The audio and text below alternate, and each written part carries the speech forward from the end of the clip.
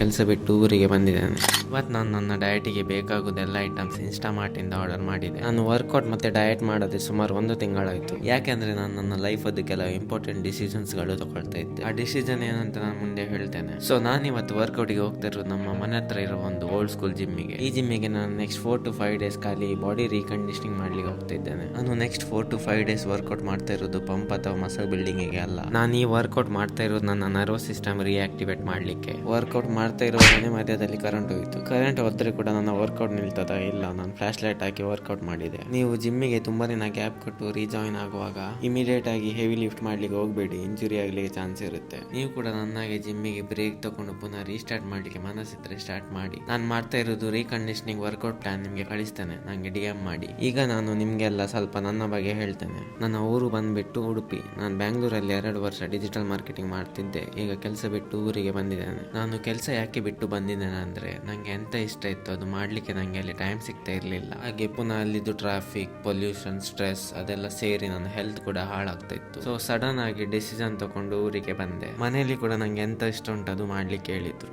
ಈಗ next corporate ಕೆಲಸ ಬಿಟ್ಟು ನಾನು ಏನ್ ಮಾಡ್ತೇನೆ ಅಂತ ನೆಕ್ಸ್ಟ್ ವಿಡಿಯೋಸ್ ಅಲ್ಲಿ ನಾನು ಹೇಳ್ತೇನೆ. ಸೊ ನಿಮ್ ಲೆಕ್ಕದಲ್ಲಿ ನಾನು ತಗೊಂಡಿದ್ದು ಡಿಸಿಷನ್ ಸರಿಯಾ ತಪ್ಪ ಅಂತ ಹೇಳಿ. ಹಾಗೆ ನನ್ನನ್ನು ಸಪೋರ್ಟ್ ಮಾಡ್ತಾ ಇರಿ. ವರ್ಕೌಟ್ ಫಿನಿಶ್ ಆದ್ಮೇಲೆ ಸ್ವಲ್ಪ ಪೋಸಿಂಗ್ ಮಾಡುವಂತ ಮನಸ್ಸಾಯ್ತು. ಸೊ ಶರ್ಟ್ ಬಿಚ್ಚಲಿಕ್ಕೆ ಹೋಗುವಾಗ ನೆನಪು ಬಂತು ತೋರ್ಸ್ಲಿಕ್ಕೆ ಅಂತ ಇಲ್ಲ ಅಂತ. ಸೊ ಪರವಾಗಿಲ್ಲ, ಈ ಸತಿ ಒಳ್ಳೆ ಕಮ್ ಬ್ಯಾಕ್ ಮಾಡ್ತೇನೆ ಅಂತ ಮನಸ್ಸಿಗೆ ಸಮಾಧಾನ ಮಾಡ್ಕೊಂಡು ಮನೆಗೆ ಹೋದೆ. ಈ ವಿಡಿಯೋ ನಾನು ಇಲ್ಲೇ ಎಂಡ್ ಮಾಡ್ತಿದ್ದೇನೆ. ಸಿಗುವ ನೆಕ್ಸ್ಟ್ ವಿಡಿಯೋದಲ್ಲಿ.